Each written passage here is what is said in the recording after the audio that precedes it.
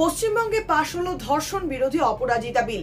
যাবজ্জীবন বা মৃত্যুদণ্ডের ব্যবস্থা করলেন মমতা বন্দ্যোপাধ্যায়। তার নেতৃত্বে বিধানসভায় পাশ হয়েছে ধর্ষণ বিরোধী কড়া আইন অপরাজিতা বিল 2024। ধর্ষণের সাজা হবে যাবজ্জীবন কারাবাস বা মৃত্যুদণ্ড, দ্রুত বিচার ও শান্তির বিধান। ধর্ষণ রুখতে মঙ্গলবার বিধানসভায় পাশ হলো অপরাজিতা বিল 2024। অপরাজিতা বিল প্রসঙ্গে মমতা বন্দ্যোপাধ্যায় বলেন, এই বিল একটা ইতিহাস। প্রধানমন্ত্রী পারেননি, আমরা পারলাম, করে দেখালাম। প্রধানমন্ত্রীর দেশের লজ্জা, উনি মেয়েদের রক্ষা করতে পারেননি। আমি স্বরাষ্ট্রমন্ত্রীর পদত্যাগ দাবি করছি। আরজিকর কাণ্ডের আবহে ধর্ষণ, মহিলা নির্যাতন রুখতে কড়া আইন আনার দাবি উঠেছে। তৃণমূলের তরফে দলের সর্বভারতীয় সাধারণ সম্পাদক তথা সাংসদ অভিষেক বন্দ্যোপাধ্যায় প্রথম ওই দাবি জানান সমাজ মাধ্যমে একটি পোস্ট করে। রাজ্য সরকারকে এই ব্যাপারে কেন্দ্রের উপর চাপ দেওয়ার পরামর্শ দেন। পরে মুখ্যমন্ত্রী মমতা বন্দ্যোপাধ্যায়ও প্রধানমন্ত্রী নরেন্দ্র মোদীকে চিঠি লিখে ওই আইন আনার দাবি জানান। কেন্দ্রের তরফে শুরুতে তেমন উদ্যোগ না দেখা গেলেও অবশেষে মঙ্গলবার পাশ হলো সেই আইন।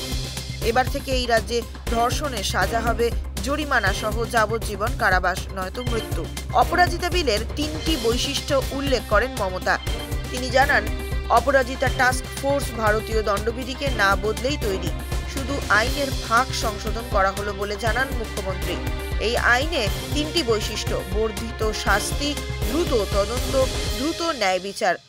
ভারতীয় ন্যায় সংহিতা ও ভারতীয় নাগরিক সুরক্ষা সংহিতার যৌন নির্যাতন, ধর্ষণ ও গণধর্ষণ সংক্রান্ত যে আইন রয়েছে, বাংলায় ক্ষেত্রে তার কিছু সংশোধন আনা হচ্ছে।